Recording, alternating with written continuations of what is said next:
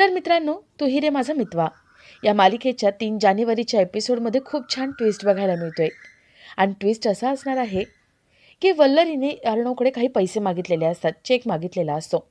अर्णव घरभर सगळीकडे चेकबुक शोधतो, पण त्याला चेकबुक काही सापडत नाही.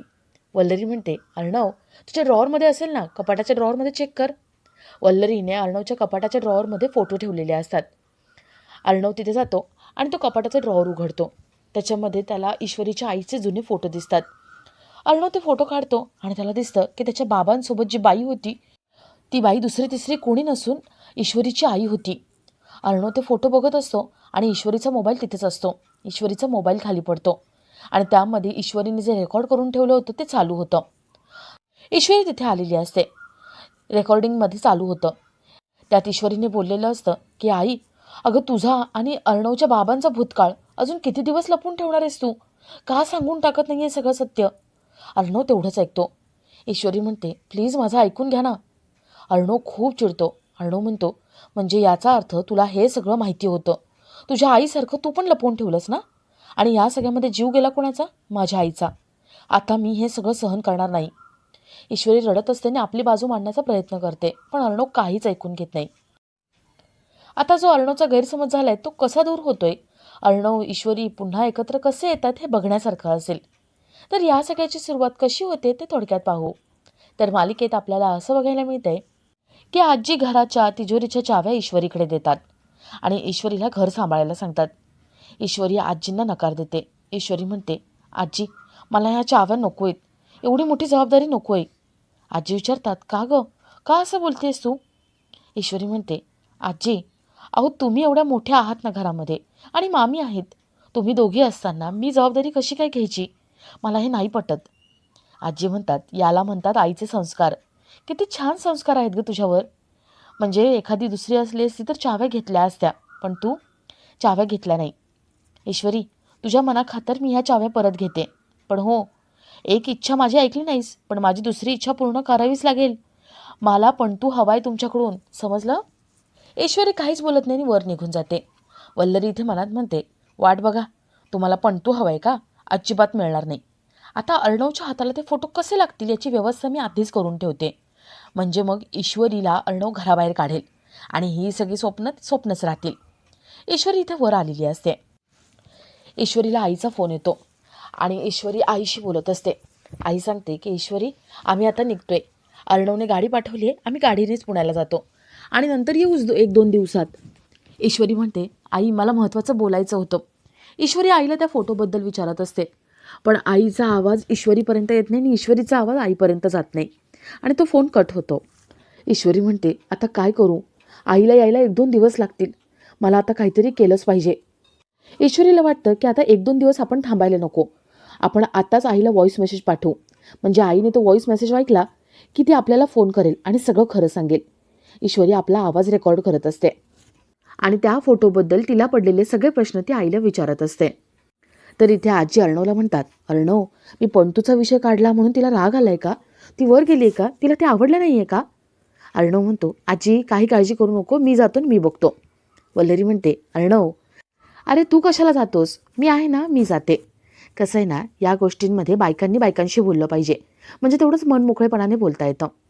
अर्णव ठीक आहे म्हणतो आणि वल्लरी वर जाते. तर इथे ईश्वरी रूममध्ये आपला आवाज रेकॉर्ड करत असते. आईला सगळे प्रश्न विचारत असते आणि तेवढ्यात तिथे वल्लरी येते. वल्लरी ईश्वरीला आवाज देते.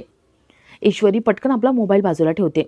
वल्लरी म्हणते, ईश्वरी अगं खाली तू अशी निघून आलीस, सगळ्यांना टेन्शन आलं की तू का वर निघून आली आहेस. आई तुला खाली बोलवत आहेत, चल खाली. आणि तुझे डोळे असे का झालेत गं? चेहरा का पडला तुझा? ईश्वरी म्हणते, काही नाही, काही झालं नाही आहे, मी आले फ्रेश होऊन. ईश्वरी वॉशरूममध्ये जाते. वल्लरीने ईश्वरीचं मगाचं रेकॉर्डिंग ऐकलेलं असतं. वल्लरीने आपल्यासोबत फोटो आणलेले असतात. वल्लरी ते फोटो आणि ईश्वरीचं रेकॉर्डिंग असलेला तो मोबाईल ते दोन्ही ईश्वरीच्या कपाटाच्या ड्रॉवरमध्ये ठेवून देते. वल्लरी मनात म्हणते, आता अर्णव वरती येणार, ड्रॉवर उघडणार आणि ड्रॉवरमधले ते फोटो आणि ईश्वरीचं बोलणं हे सगळं ऐकेल आणि मग त्याचा गैरसमज होईल, तो ईश्वरीला घराबाहेर काढेल. मला हेच हवंय. वल्लरी कपाट लावून घेते आणि ईश्वरीला आवाज देते. ईश्वरी वल्लरी खाली जातात. तर ईश्वरी वल्लरी खाली येतात. आजी विचारतात, अगं ईश्वरी मगाशी अशी वर का निघून गेलीस? मी पंतूचा विषय काढला, तुला आवडला नाही का? ईश्वरी म्हणते, नाही आजी, तसं काही नाही आहे. अहो मला थोडं बरं वाटत नव्हतं ना, म्हणून मी वर गेले होते.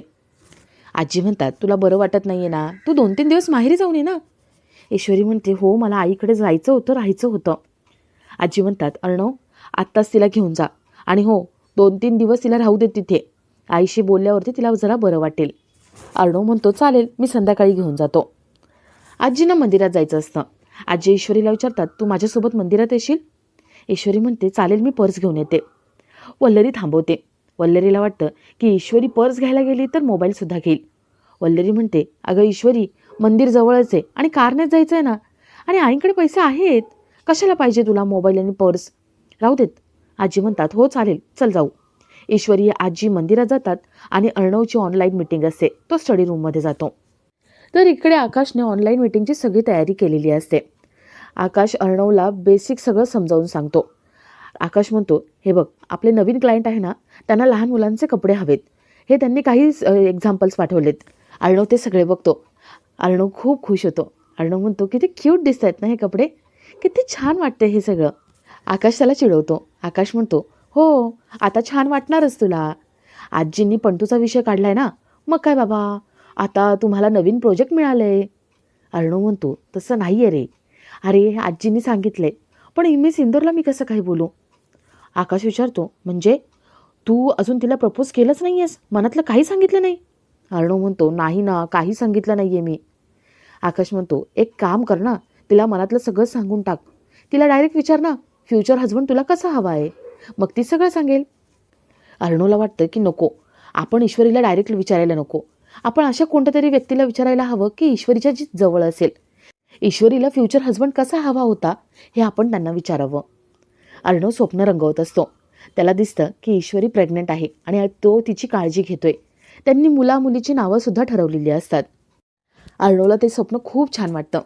अर्णवला वाटतं की हो, आपण आता विचारायलाच हवं की ईश्वरीला फ्युचर हजबंड कसा हवा होता. अर्णव लगेच तिथून निघतो. तर इथे राकेश एका माणसाकडे येतो. त्या माणसाला तो चेकबुक देतो आणि त्याला म्हणतो, जा आणि हे पैसे काढून आण, आणि हो तुला तुझा मी पैसा देणार आहे. तो माणूस निघून जातो. राकेश इथे मनात म्हणतो, अरे चिंट्या, मी अशा हुबेहूब सह्या केल्या आहेत ना की कोणाला काही कळणार नाही. आता एकदा दादाचा प्रॉब्लेम सॉल्व्ह झाला की मी तुमच्याकडे बघणार. इतके दिवस तुमच्याकडे दुर्लक्ष झालं होतं ना, पण आता नाही. फोकस आता तुमच्यावरती. खूप हवेत उडताय ना तुम्ही. आता तुम्हाला मी जमिनीवरती आणणार.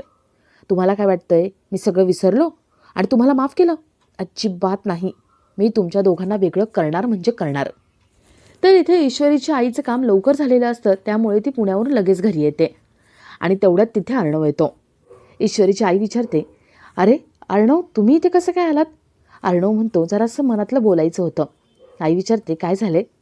अर्णव म्हणतो, मला एक सांगा, मी सिंदोरला फ्युचर हजबंड कसा हवा होता? आई विचारते, तू हे सगळं का विचारतोयस, आणि तेही लग्न झाल्यावर?